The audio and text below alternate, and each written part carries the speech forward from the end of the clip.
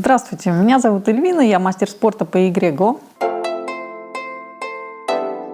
Давайте вместе с двумя моими учениками узнаем правила игры Го.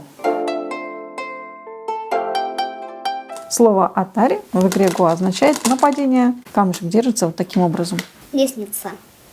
Пробуй. Будем учиться играть в Го. Сегодня мы с вами узнаем, что такое территория, и научимся играть в Го. Вы уже сыграли много партий в Atari Go и готовы к тому, чтобы совершить следующий шаг. Давайте сначала разберемся, за что же борется в игре Go. Что же такое территория, да, за которую мы боремся? Я сейчас поставлю вот такую границу, и все, что оказывается внутри границы черных, называется черной территорией. Все вот это пространство. Почему?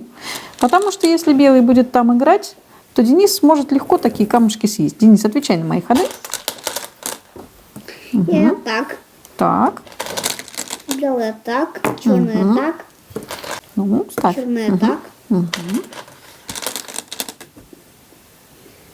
Белая так, черная так и все. И белому сюда играть самоубийство, сюда самоубийство. Это 4 пленных камня. Да? Их в конце игры снимут с доски.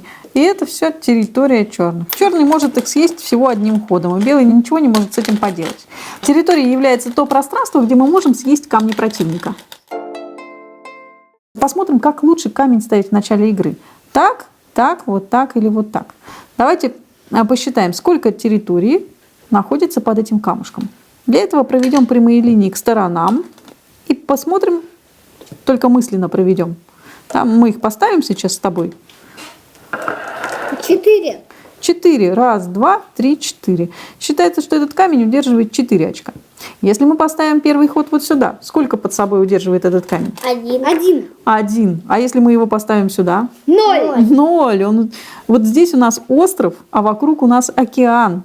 Получается, что этот камень просто стоит на краю, возле океана. Да, на краю острова. Да, смотрим на океан. Это ход плохой. И к тому же этот камень самый слабый. Так что сюда. Он играет Правильно. целых. Раз, два, три, 4, 5, 6, 7, 8, 9 очков. 9 очков. Но белый может пойти сюда и отобрать эти 9 очков. То есть, если мы ставим слишком далеко, Так что сюда? сюда. 4 очка. Это тоже хороший ход, потому что пока наш соперник огораживает нашу территорию, отнимает нашу территорию, мы строим новую стенку, которая может получить территорию здесь. Я думаю, что теперь, когда вы поняли, что такое территория, мы можем сыграть в Го. Как разыгрывают цвет в игре Го? Один из игроков, у которого находится чаша с белыми, берет несколько камней. Возьми несколько камней вот так в ручку. Вот так кулачок сюда. Да? И спрашивает, четное, нечетное. Четное, нечетное. Денис, берешь либо 1, либо 2 черных камня.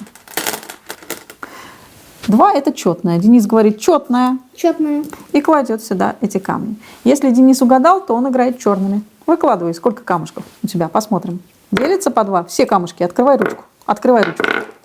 Так. 6. Мы раскладываем по 2. И мы видим, что делится по 2. Значит, четное. Денис угадал, и Денис играет черным цветом. Понятно? Да. Денис, Я игра играла начинается. Вот такую. Приятной игры. Приятной игры.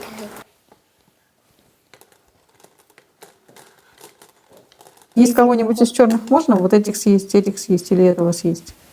Нельзя. Нельзя. Ну, тогда. Я тоже пас.